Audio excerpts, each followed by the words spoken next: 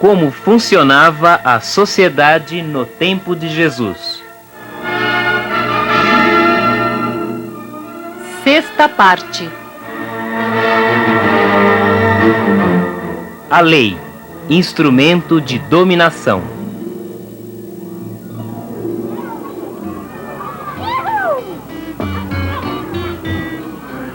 Agora fiquei mais curioso. Acho que tinha tanta coisa errada naquele tempo. Quem ensinava todas essas leis para o povo? É isto mesmo que vamos conhecer hoje. Mas antes, precisamos ainda falar sobre a lei do sábado, que pesava muito no povo. A lei do sábado era muito rigorosa. Não se podia fazer nada no sábado, nem andar mais que 30 passos, diziam os fariseus. E quem o fazia se tornava impuro. Só andava para ir no templo ou na sinagoga. Até a comida era preparada no dia anterior. Assim, os discípulos de Jesus foram acusados de desobedientes das leis, porque num dia de sábado colheram espigas de trigo e comeram. E Jesus responde: Se soubesseis o que significa misericórdia é o que eu quero e não sacrifício, não condenaríeis os que não têm culpa. O Filho do Homem é Senhor do sábado.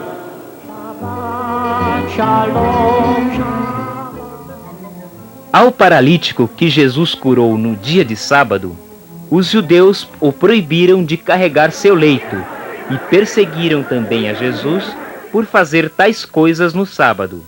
Mas Jesus responde: Meu Pai trabalha e eu também trabalho. Então os judeus com mais empenho procuravam matá-lo.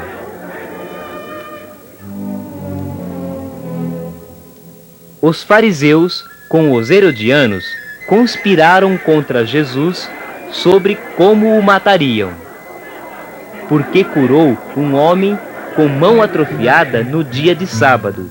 E Jesus questionava: É permitido no dia de sábado fazer o bem ou fazer o mal? Salvar uma vida ou matar?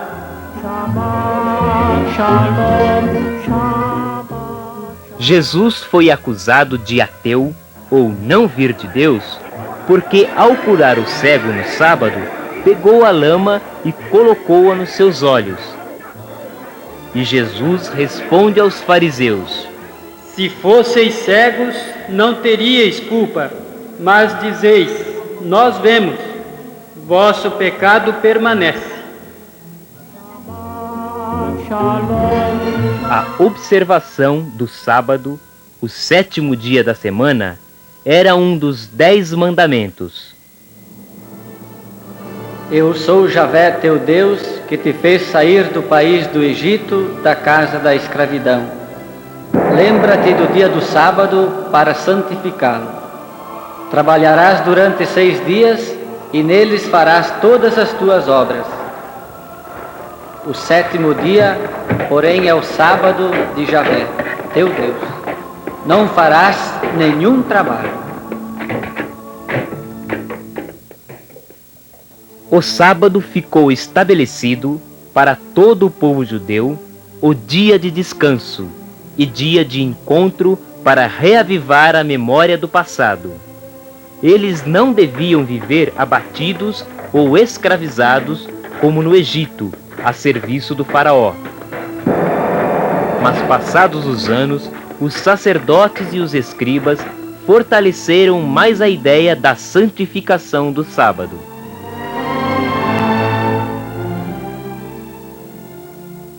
O sábado perdeu seu sentido de descanso para o trabalhador e de encontro para o povo. A lei passou na frente do sentido. Neste dia, nem se podia ajudar uma pessoa necessitada. Qualquer ação praticada no sábado tornava a pessoa impura. Jesus responde: O sábado foi feito para o homem, e não o homem para o sábado.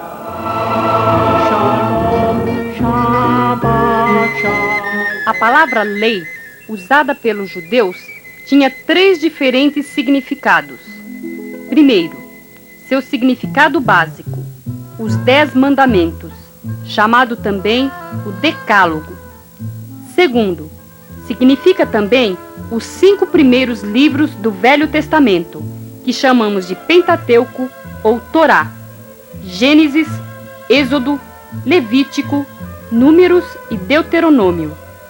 Terceiro, tem ainda o significado de lei oral ou a tradição. E para os escribas e fariseus, este é o significado mais importante. Para Jesus, a lei era como uma seta na estrada.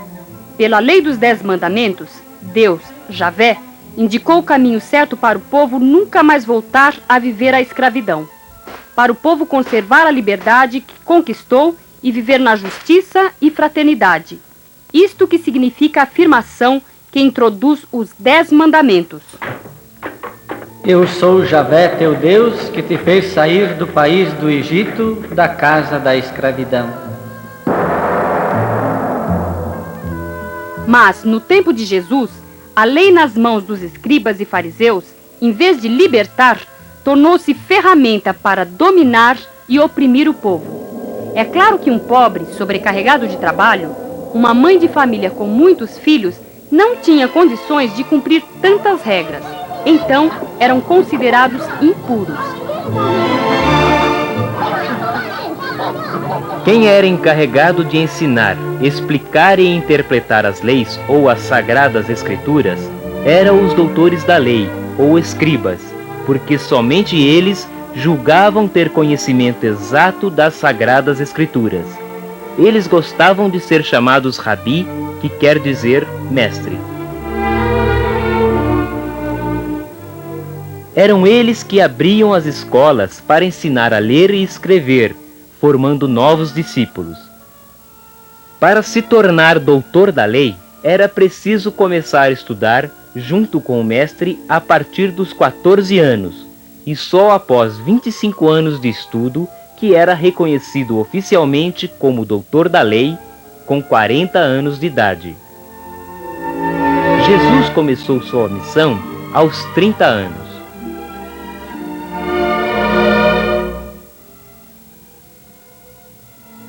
Para o estudo, havia um só livro, as Escrituras Sagradas.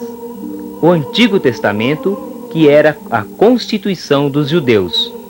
Somente os mestres podiam ter as Sagradas Escrituras. Os alunos decoravam tudo. Estudavam também outros ensinamentos secretos e ocultos proibidos ao povo.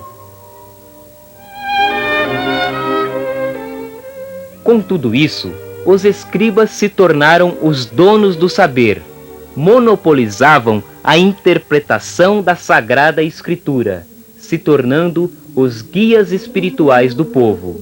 Ninguém podia fazer nada de novo sem consultá-los para ver se estava de acordo com as leis. Eles acreditavam que Deus salvaria apenas os puros, isto é, os cumpridores absolutos da lei.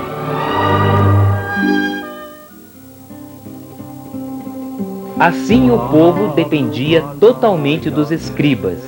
Seria como se os conhecedores da Bíblia hoje fossem também professores, advogados, juízes e políticos ao mesmo tempo. Por isso, o povo os prestigiava muito. Sua influência não se media pela nobreza ou posição, mas pelo saber. Um dos trabalhos dos escribas era a de produzir outras cópias das Sagradas Escrituras. Tudo era copiado à mão.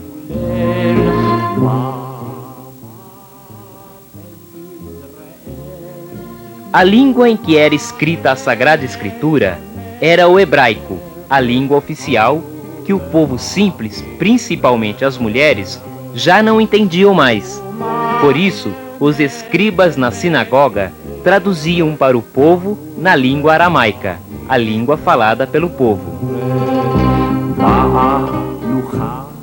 Os rolos das Sagradas Escrituras, vistos aqui, eram guardados no lugar considerado mais sagrado da sinagoga, chamado a Arca, que ficava num lugar de destaque.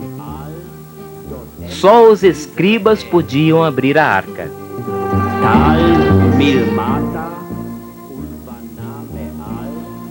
A sinagoga era tipo capela ou centro comunitário, onde o povo judeu se encontrava semanalmente na sala principal para rezar, celebrar o culto e ler as Sagradas Escrituras. A sinagoga era dividida em duas partes, uma onde se celebrava o culto. A outra parte era só para o estudo das Sagradas Escrituras, onde só os homens podiam entrar. As mulheres na sinagoga só podiam ouvir. Elas não tinham acesso a nenhum estudo.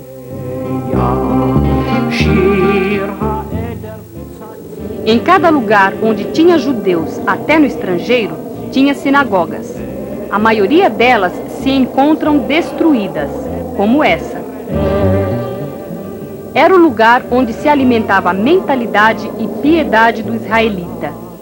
Aqui, eles aprendiam que a pessoa só podia se salvar mediante o cumprimento da lei. Aqui vemos as escavações da sinagoga de Cafarnaum, onde Pedro morava. Jesus frequentava muito essa sinagoga. Nos dias de sábado, conforme seu costume, Jesus ia à sinagoga e, junto com os outros, rezava salmos, ouvia leituras, fazia comentários e preces e discutia com os doutores da lei.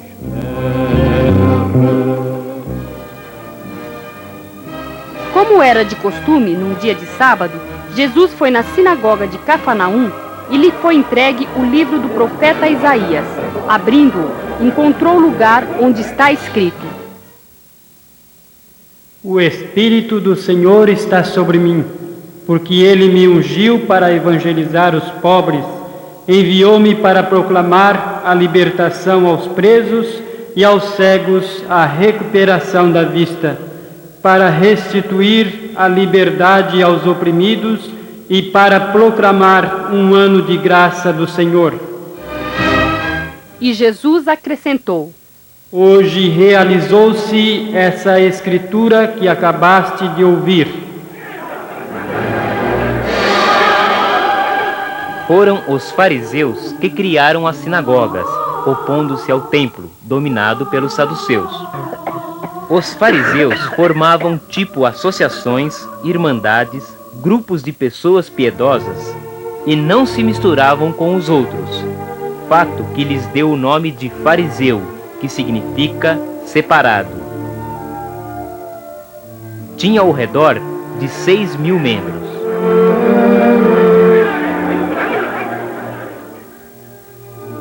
Tinha muita gente do povo, gente honesta, séria, sem muita formação, que após uma preparação rigorosa eram admitidos como membros da associação dos fariseus.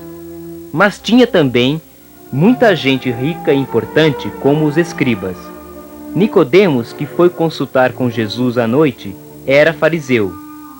Alguns fariseus, principalmente os doutores da lei, eram também membros do Sinédrio.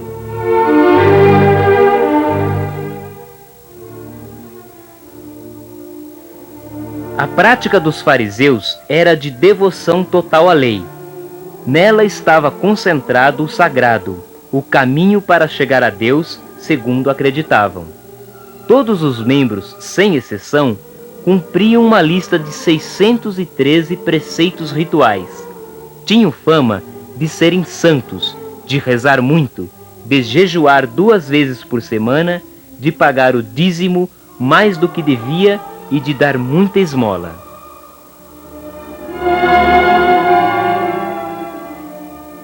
Por isso, suas opiniões valiam muito para o povo simples e pobre, que os via como um modelo, mas se via impossibilitado de seguir tantas exigências. Os fariseus se consideravam os escolhidos de Deus, distintos do povo, tido como ignorante e não cumpridor da lei. Os fariseus andavam na rua com roupa diferente dos outros, usando muita filateria, tipo cordão com uma caixinha que amarravam na testa. Dentro, portava um papel com uma frase da lei escrita em sinal de obediência literal à lei. Por se considerarem os únicos salvos, se tornaram uma elite religiosa que já não escutavam mais o clamor do povo e por isso não podiam entender o sentido certo da lei de Deus. Só olhavam a letra escrita nos livros e a impunham ao povo conforme a interpretação que eles davam, sem olhar as necessidades do povo. Matavam assim o espírito da lei.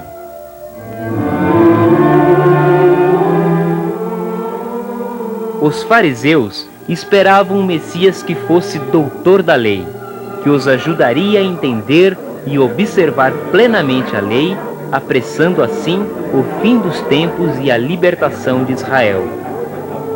Tiveram assim que se confrontar com um Messias diferente do que esperavam, um Messias que discordaria deles na maneira de interpretar a lei e na sua observância. Um Messias que discordaria deles na ideia de Deus que eles apresentavam, um Deus carrasco, castigador. Jesus apresenta o Deus libertador, que escuta o clamor do povo, principalmente os mais fracos e marginalizados, para salvá-los, porque Ele é Pai.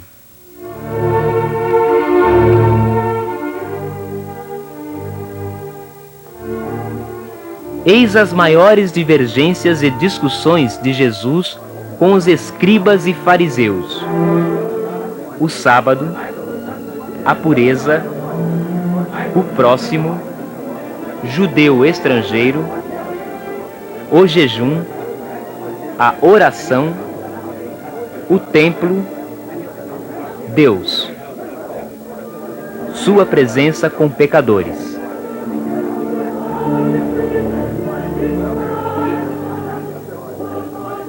Num dos seus longos discursos, no capítulo 23 de Mateus, Jesus condena os fariseus e escribas e denuncia seus vícios, chamando-os de falsos pastores, guias cegos, que enganam o povo em lugar de conduzi-los pelos caminhos retos.